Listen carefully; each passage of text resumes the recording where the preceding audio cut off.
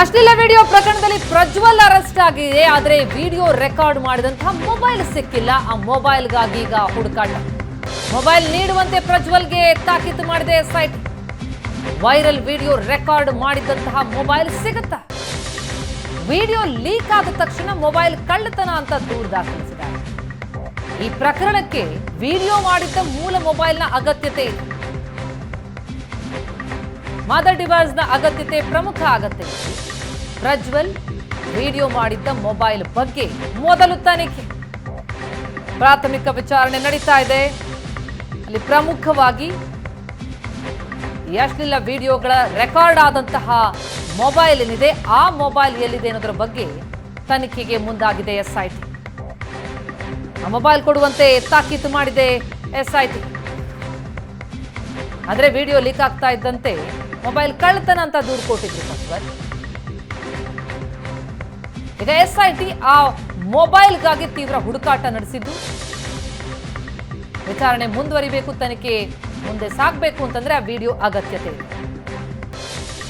ಈ ಬಗ್ಗೆ ಡೀಟೇಲ್ಸ್ ಕೊಡ್ತಾರೆ ನಮ್ಮ ಕ್ರೈಮ್ ರಿಪೋರ್ಟರ್ ಮಂಜುನಾಥ್ ಈಗ ಸಂಪರ್ಕದಲ್ಲಿದ್ದಾರೆ. ಮಂಜು, ಈ ಪ್ರಕರಣದಲ್ಲಿ ಅಶ್ಲೀಲ ವಿಡಿಯೋ ಪ್ರಕರಣದಲ್ಲಿ ಪ್ರಮುಖವಾಗಿ ಆ ರೆಕಾರ್ಡ್ ಆಗಿದ್ದಂತಹ ಮೂಲ ಮೊಬೈಲ್ನ ಅಗತ್ಯತೆ ಖಂಡಿತವಾಗ್ಲೂ ಇರುವಂಥದ್ದು. ಹಾಗಾಗಿ ಎಸ್ಐಟಿ ಈಗ ಪ್ರಜ್ವಲ್ ಅರೆಸ್ಟ್ ಮಾಡ್ತಾ ಇದ್ದಂತೆ ಆ ಮೊಬೈಲ್ನ ಜಾಡು ಹಿಡಿದು ಮುಂದೆ ಸಾಗ್ತಾ ಇದೆಯಾ ಅಂತ, ಅದರ ತನಿಖೆ ಪ್ರಮುಖ ಆಗತ್ತಾ ಇಲ್ಲಿ? ಪ್ರತಿಮಾ, ಖಂಡಿತವಾಗಿ ಕೂಡ ಹೌದು. ಪ್ರಮುಖವಾಗಿ ಈ ಒಂದು ಪ್ರಕರಣಕ್ಕೆ ಅಂದ್ರೆ ಏನು ಪ್ರಜ್ವಲ್ ರೇವಣ್ಣ ಅಶ್ಲೀಲ ವಿಡಿಯೋ ಪ್ರಕರಣಕ್ಕೆ ಸಂಬಂಧಪಟ್ಟಂತೆ ಈಗಾಗಲೇ ಏನು ಪ್ರಜ್ವಲ್ ರೇವಣ್ಣರನ್ನ ತಡರಾತ್ರಿ ಬಂಧನವನ್ನ ಕೂಡ ಮಾಡ್ಕೊಂಡು ಬರಲಾಗಿದೆ. ಬಂಧನವನ್ನ ಮಾಡ್ಕೊಂಡು ಬಂದಂತ ತತ್ಕ್ಷಣವೇ ಪ್ರಜ್ವಲ್ ರೇವಣ್ಣರವರ ಮೊಬೈಲ್ ಅನ್ನ ವಶಕ್ಕೆ ಪಡ್ಕೊಳ್ತಾರೆ.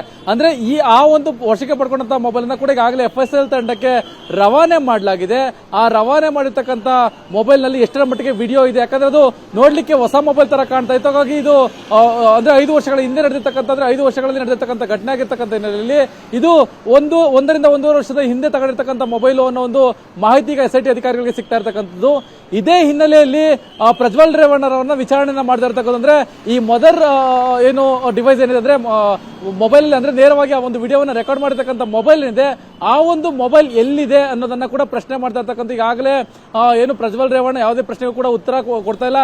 ವಕೀಲರು ಕೂಡ ಹೇಳಿರ್ತಕ್ಕಂಥಂದ್ರೆ ಅವರು ಸ್ಪಂದಿಸ್ತಾ ಇದ್ದಾರೆ ಅಂತಂದ್ರೆ SITಗಳು ಏನ್ ಕೇಳಿದ್ರು ಕೂಡ ಸ್ಪಂದಿಸ್ತಾ ಇದ್ದಾರೆ. ಅಂದ್ರೆ ಯಾವುದೇ ಪ್ರಶ್ನೆಗಳಿಗೆ ಉತ್ತರ ಆಗ್ಲಿ ಮಾಹಿತಿ ಆಗ್ಲಿ ಕೊಡ್ತಾ ಇಲ್ಲ ಅನ್ನೋ ಒಂದು ಮಾಹಿತಿ ಈಗ ಸಿಗ್ತಾ ಇರ್ತಕ್ಕಂಥ. ಸದ್ಯ ಆ ಒಂದು ಏನು ಮೊಬೈಲ್ ನ ಬೆನ್ನು ಬಿದ್ದಿರ್ತಕ್ಕಂಥ SIT ಅಧಿಕಾರಿಗಳಿಗೆ ಒಂದಷ್ಟು ಮಾಹಿತಿಗಳು ಗೊತ್ತಿರ್ತಕ್ಕಂಥದ್ದು. ಅಂದ್ರೆ ಈ ಒಂದು ಪ್ರಕರಣದಲ್ಲಿ ಯಾರ್ಯಾರನ್ನ ಕೂಡ ಏನು ವಶಕ್ಕೆ ಪಡೆದು ವಿಚಾರಣೆ ನಡೆಸಿದ್ರೆ, ಆ ವಿಚಾರಣೆಯಲ್ಲಿ ಆ ಒಂದು ಏನು ರೆಕಾರ್ಡ್ ಮಾಡ್ಕೊಂಡಿರ್ತಕ್ಕಂಥ ಮೊಬೈಲ್ ಎಲ್ಲಿದೆ ಅನ್ನೋದನ್ನ ಕೂಡ ಪತ್ತೆ ಮಾಡ್ಕೊಂಡಿದ್ರು. ಅದಕ್ಕೆ ಸಂಬಂಧಪಟ್ಟಂತೆ ಈಗಾಗಲೇ ಏನು ಪ್ರಜ್ವಲ್ ರೇವಣ್ಣರನ್ನ ಇದೇ ವಿಚಾರವಾಗಿ ವಿಚಾರಣೆಗೊಳಪಡಿಸಿರ್ತಕ್ಕಂಥದ್ರೆ ಈ ಮೊಬೈಲ್ ನಿಮ್ಮ ಹತ್ರ ಇತ್ತಲ್ಲ, ಏನಾಯ್ತು ಅನ್ನೋದನ್ನ ಕೂಡ ಕೇಳ್ತಿರ್ತಕ್ಕಂಥ. ಅಂದ್ರೆ ಪ್ರಜ್ವಲ್ ರೇವಣ್ಣ ಅದಕ್ಕೆ ಯಾವುದಕ್ಕೂ ಕೂಡ ಉತ್ತರ ಕೊಡ್ತಾ ಇಲ್ಲ ಅನ್ನೋ ಒಂದು ಮಾಹಿತಿ ಈಗ ಸಿಗ್ತಾ ಇದೆ. ಸದ್ಯ ಈ ಒಂದು ಮೊಬೈಲ್ ಸಿಕ್ಕಿದ್ದೆ ಆದ್ರೆ ಅಥವಾ ಈಗಿರ್ತಕ್ಕಂಥ ಮೊಬೈಲ್ ಅಲ್ಲೂ ಕೂಡ ಏನಾದ್ರು ವಿಡಿಯೋ ರಿಟ್ರೀವ್ ಆಗಿದ್ದೇ ಆದ್ರೆ ಪ್ರಜ್ವಲ್ ರೇವಣ್ಣರವರಿಗೆ ಸಂಕಷ್ಟ ಕಟ್ಟಿಟ್ಟ ಬುತ್ತಿ. ಸದ್ಯ ಆ ರೀತಿಯಾದಂತಹ ಸಾಧ್ಯತೆಗಳು ತೀರಾ ಕಡಿಮೆ ಇದೆ. ಮೊಬೈಲ್ ಬಹುಶಃ ಏನು ಕಂಪ್ಲೀಟ್ ಆಗಿ ಅದನ್ನ ಸ್ಕ್ವಾಶ್ ಮಾಡಿರ್ತಕ್ಕಂಥ ಕೆಲಸವನ್ನ ಮಾಡಿದ್ದಾರೆ ಅನ್ನೋ ಒಂದು ಮಾಹಿತಿ ಈಗ SIT ಗಮನದಲ್ಲೂ ಕೂಡ ಇರ್ತಕ್ಕಂಥ. ಮೊಬೈಲ್ ಕಳ್ಳತನ ಅಂತ ದೂರು ಕೊಟ್ಟಿದ್ರು ಪ್ರಜ್ವಲ್. ಈಗ ಅದು ಎಷ್ಟು ಸ್ಟ್ಯಾಂಡ್ ಆಗುತ್ತೆ ಈ ಪ್ರಕರಣದಲ್ಲಿ? ಜೊತೆಗೆ ಪ್ರಜ್ವಲ್ ಆ ಮೊಬೈಲ್ ನನ್ನ ಬಳಿ ಇಲ್ಲ ಅಂತ ಹೇಳ್ಬಿಟ್ರೆ ನಡೆದು ಹೋಗುತ್ತಾ, ಅಥವಾ ಅದು ಈಗ ಒಮ್ಮೆ ಸಾಕ್ಷಿ ನಾಶ ಅನ್ನುವಂಥ ಕೇಸ್ ಏನಾದರೂ ದಾಖಲಿಸುವಂತಹ ಸಾಧ್ಯತೆಗಳಿರುತ್ತಾ? ಹೇಗೆ ನಡೆಯುತ್ತೆ ಮುಂದಿನ ಪ್ರಕ್ರಿಯೆ ಒಂದೊಮ್ಮೆ ಮೊಬೈಲ್ ಸಿಗದೆ ಹೋದಲ್ಲಿ? ಪ್ರತಿಮಾ, ಹೌದು. ಈ ಒಂದು ಪ್ರಕರಣ ಅಂದ್ರೆ ಈ ಹಿಂದೆ ಯಾವಾಗ ಈ ಒಂದು ಡ್ರೈವರ್ ಕಾರ್ತಿಕ್ ಏನಿದ್ದಾನೆ, ಆತ ನನ್ನ ಮೊಬೈಲ್ ಅನ್ನ ಕಳ್ತನ ಆಗಿತ್ತು ಅಂದ್ರೆ ಆ ಟೈಮಲ್ಲಿ ಕಳ್ತನ ಆಗಿತ್ತು ಅಂತ ಏನು ದೂರನ್ನ ಕೊಟ್ಟಿದ್ದಾರೆ.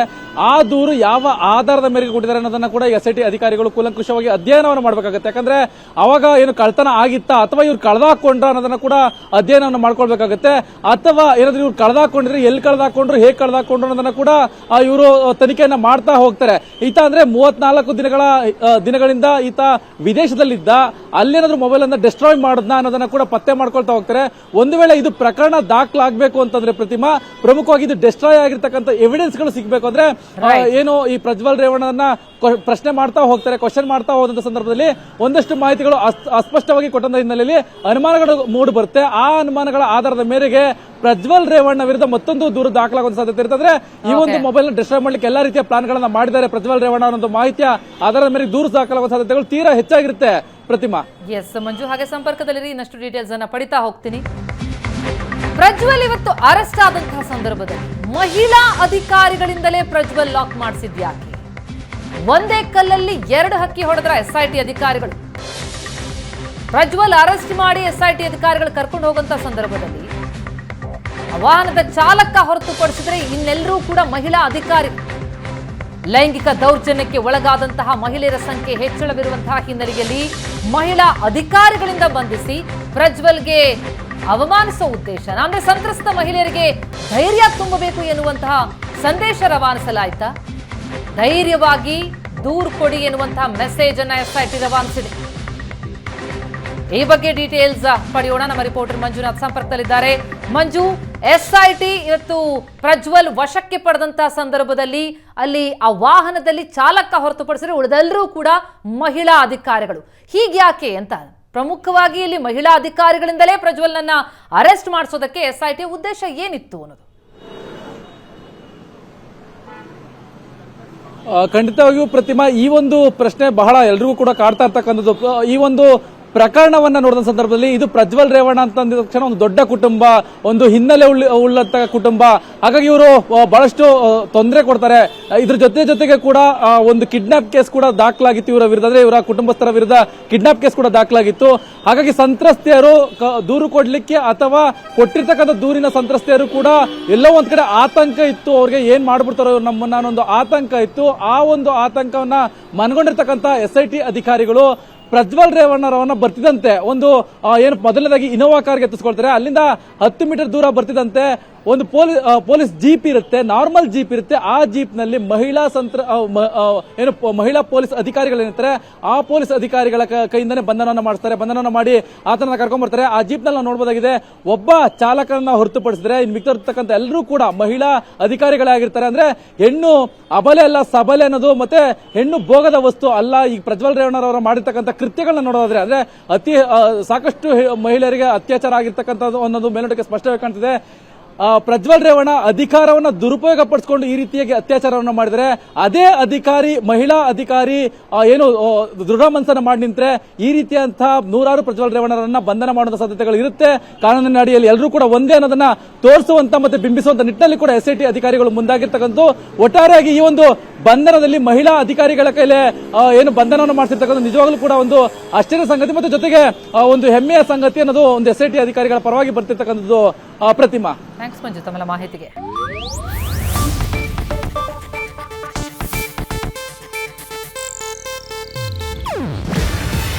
ಇದು ಏಷ್ಯಾನೆಟ್ ನ್ಯೂಸ್ ನೆಟ್ವರ್ಕ್ ಪ್ರಸ್ತುತಿ. ನೀವು ನೋಡ್ತಿದ್ದೀರಾ ಏಷ್ಯಾನೆಟ್ ಸುವರ್ಣ ನ್ಯೂಸ್.